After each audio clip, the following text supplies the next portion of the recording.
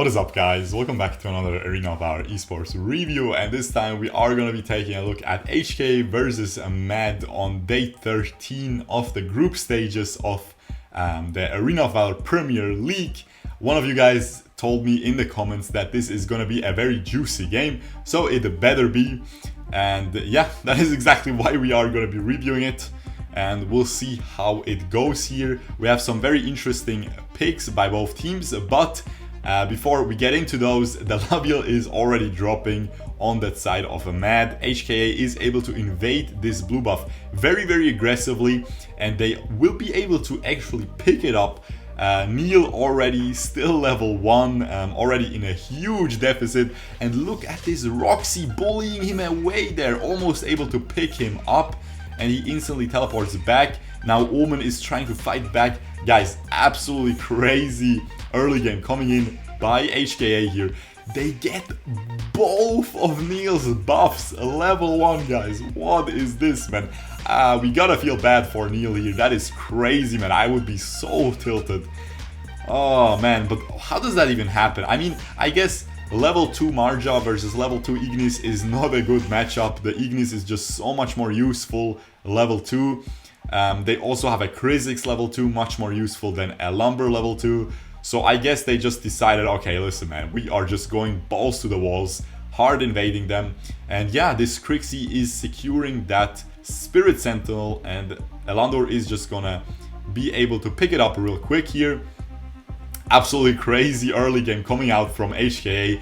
Huge lead already for them. They are already making their way onto this dragon. More than 1000 gold lead in not even 2 minutes, guys. That is crazy. That is probably the first time we have seen such a large early game lead at this tournament, and someone playing this aggressively. And yeah, mostly standard picks by both teams, with some special picks like Roxy in that top lane for HKA and Marja as a mid laner, not really seen too often right now either in pro play.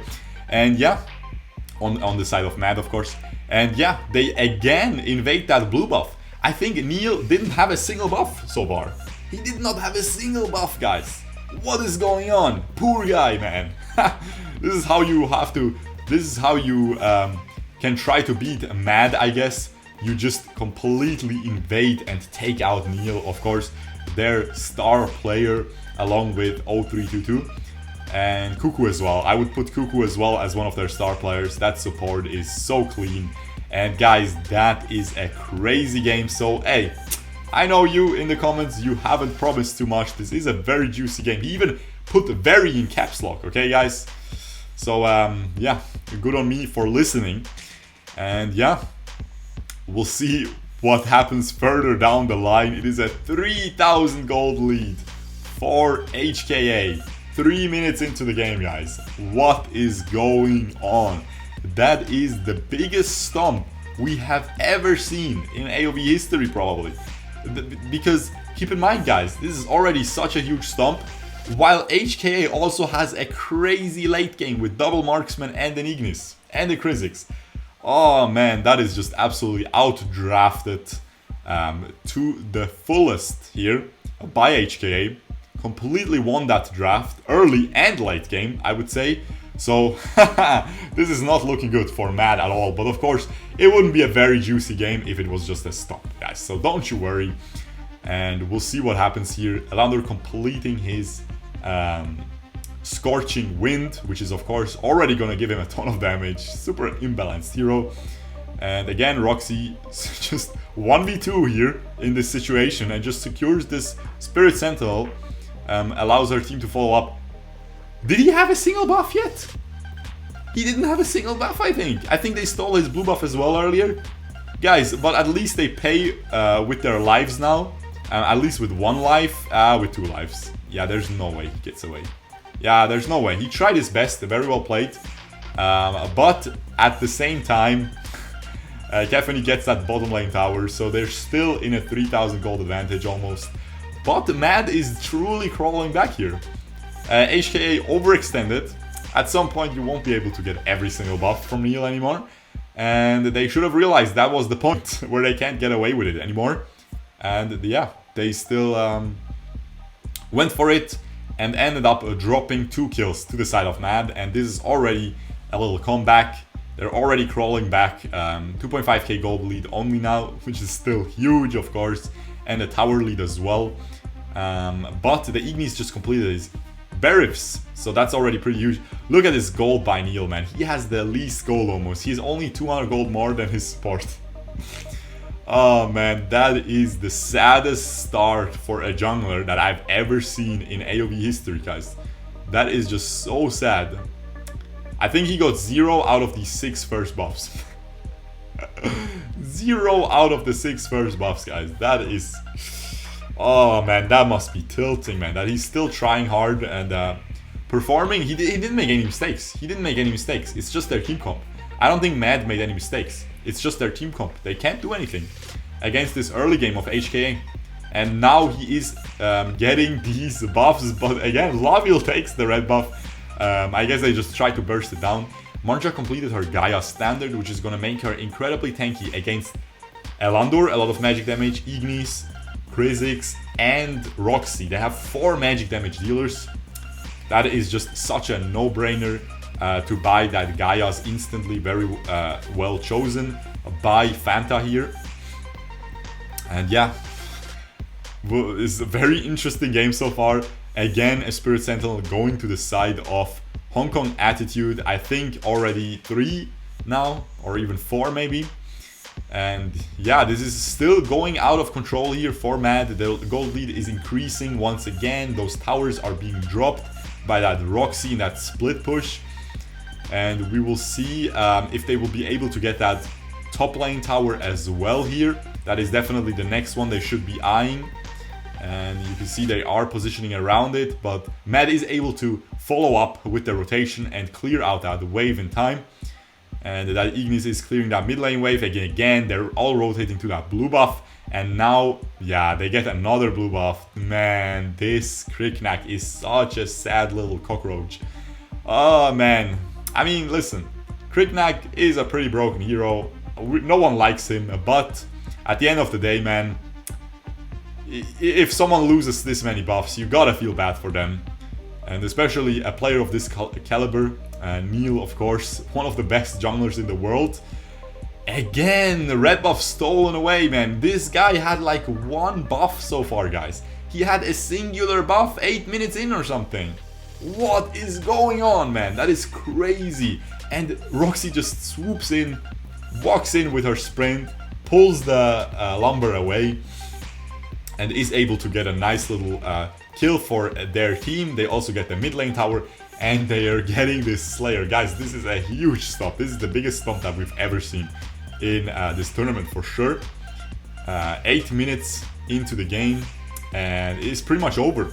They are able to secure an Abyssal Dragon, and Yuzon on his Omen is pushing that bot lane wave at least, you know. He will get a little bit of that tower, might even get the full tower. Yeah, he just gets the full tower. And yeah, beautifully played. At least they're trying to get some return objectives on other sides of the map, while HKA is busy with that Slayer and with those towers. So in that regard, they're definitely keeping themselves in the game. Ooh, I'm liking this build by Roxy. She has that Mantle of Ra into that, what's it called? Frostguard, of course, right? The new magic mage item. And she has a ton of armor. She is going to be building probably a Gaia's next for our movement speed. The enemies don't have a lot of magic damage, so it's fine to just go Gaia's instead of Medallion of Troy, because Gaia's, of course, give you less magic resistance.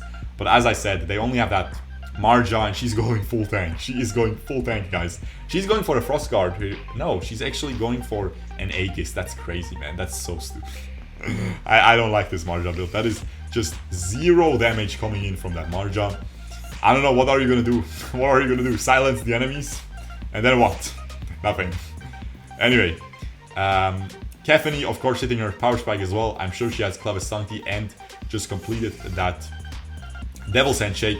Tries to push off the enemies with her ult and push that tower, but the enemies kind of ignore it, but they are still able to, yeah, they will easily get this tower with that Drake pushing into it as well, and they will get a little bit of that tier 3 tower in the mid lane as well. I think Kefany could have gone a little bit closer with that minigun, done like half that tower, honestly. Honestly, at this point, she could have done much more. And yeah, that Kefany, ooh, she already has buff slaughter as well. Oh, guys, that seems very, very lost for MAD here. Look at these gold values, guys. That is just absolutely crazy. Full item ahead almost on that Kefany. That is just absolutely crazy compared to that lobby, of course. So yeah, they get that top lane tower very easily as well. 11 minutes into the game, 3-2 only in kills, but a lot of these towers dropping. Neil is split pushing that bottom lane wave, if you look at that minimap, okay? He is gonna be pushed away from the enemies, though they're following up, so he just ports back to the base. But this tower will take some damage by that minion. I think it's a cannon minion, so it will take some damage. You can see it's actually dropping like 1/3 or something. Am I seeing that right? I think I'm seeing that right. 1/3 of the tower gone. Almost half. You know, that cannon minion is pretty strong, man. Hey, I wish I could play the cannon minion. It seems pretty strong. Seems like one of the best tower pushers. Anyway, it would be really fun to play a cannon minion with endless cycle, you know? And you just suicide into those towers, and you are a minion, so they don't have tower, they don't have backdoor protection, so that's pretty funny. But that's an interesting thought for maybe a fun mode, you know, where you play the minions. Hey, Timmy, you can steal this idea. I don't even want money for it. That seems pretty fun. Anyway, we have that Slayer again dropping. This is a crazy game, okay? Because you guys don't know what happens next, okay? Yeah, it will be wild, boys, okay? And we have HKA, of course, clearing out those waves, just playing a stellar macro performance so far. Truly only macro so far. HKA just getting all these buffs from Neil with that better draft. Yeah, just honestly, MAD is not playing badly. They're just not able to do anything. They're just not able to do anything. I would even say MAD is playing very well here. But again, this Marja just completed her Aegis and is building onto that Berifs. We'll have it soon as well. Finally, some damage will come out from her. Because right now you can see she's very tanky, but she does absolutely nothing.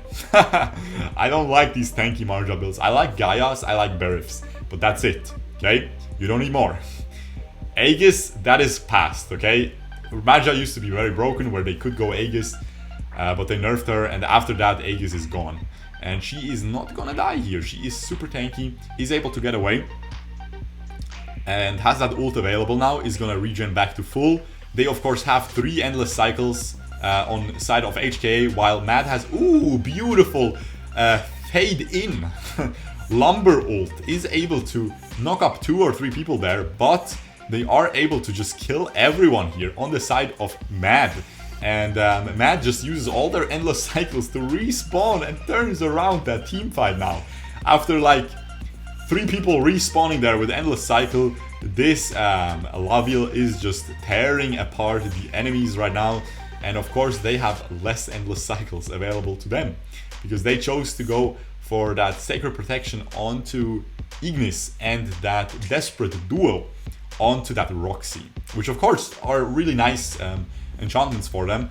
But as you can see, if you don't take endless cycle, it can hurt you. It can hurt you definitely. And now MAD is turning around this game. It is only a 2k gold lead.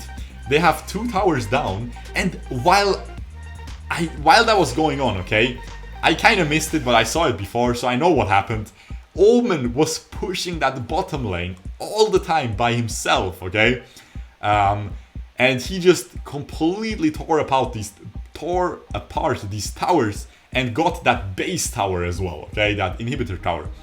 So now it is a pretty much even game. Gold is dead even.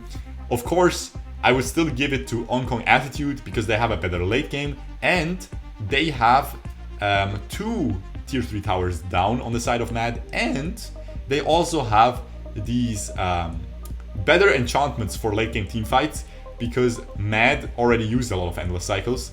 And yeah, they're going to be gone very soon. So HKA has that advantage because they still have that Sacred Protection stuff on Ignis. But as I'm saying that, he drops without, yeah, despite that Sacred Protection. And now MAD is getting a huge comeback here. Marja ends up dropping despite how tanky she is. She just completed some heal reduction. That is really, really good for her.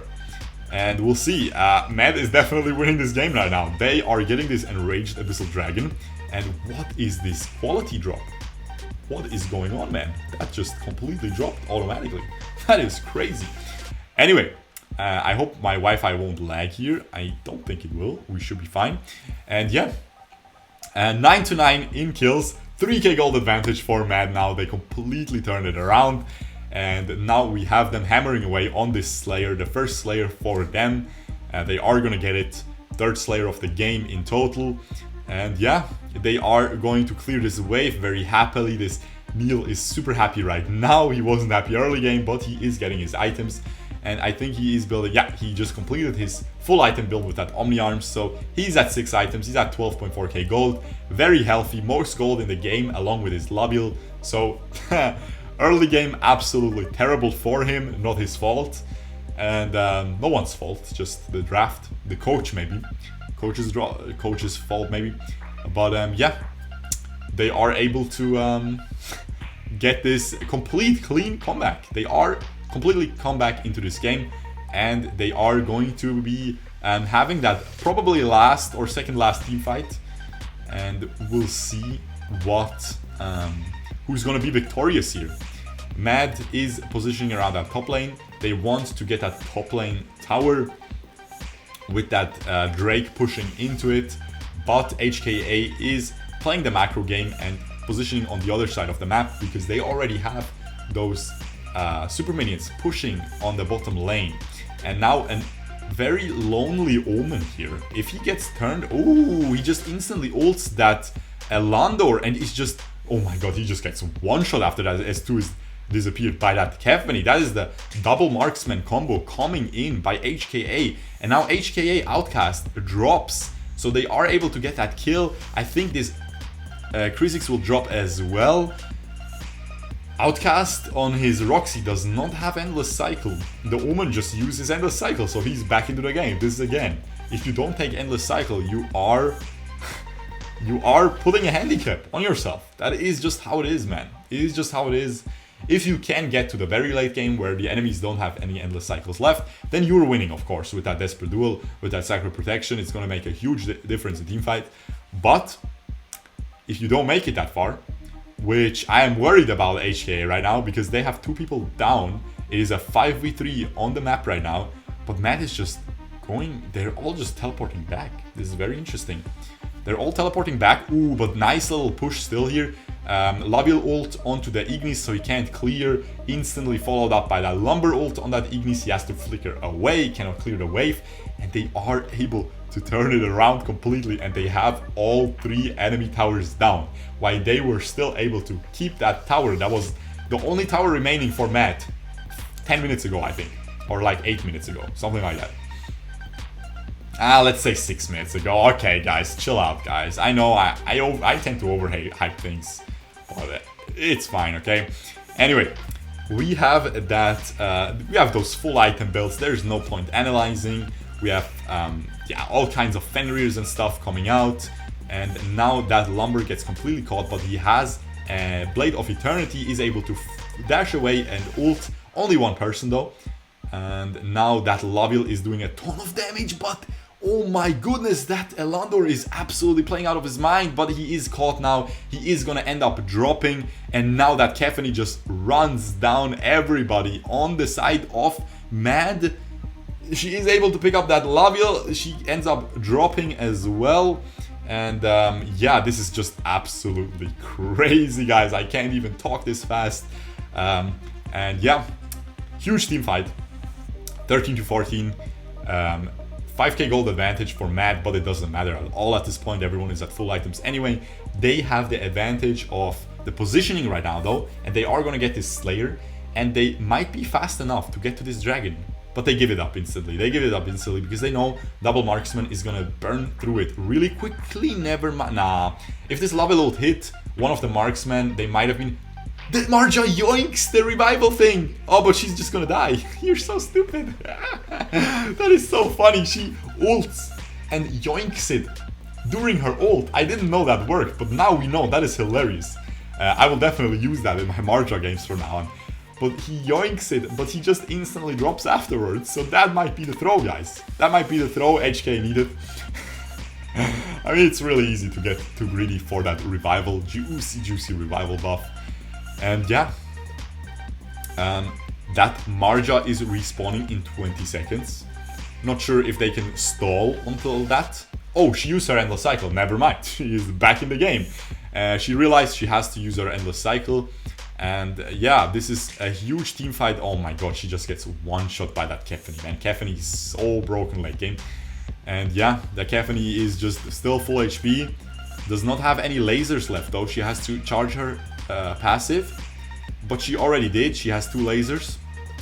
If she can charge it on that dragon, beautiful. And now I think it's just gonna be game over here. Beautiful comeback by MAD, but they are not able to get it in the end there. And this Laville is not able to do the heroic play and beat them 1v5. So yeah, very insane game by both teams, man. This is one of the most spectacular games so far on this APL, and we are gonna skip ahead to the MVP. And of course, I think Kefani is gonna get that MVP, but we shall see. Yeah, 7-2 and 10. Probably did like 40% damage, not gonna lie, or let's say 35 or something, because of course Alandor did a lot too. But yeah, 32%, 23 on Alandor, and we have 40% on that Laville, of course, as the sole marksman on Matt's side. But yeah, hope you guys enjoyed this. If you did, leave a like, subscribe, and I will see you guys the next time. Peace out, boys. Bye-bye.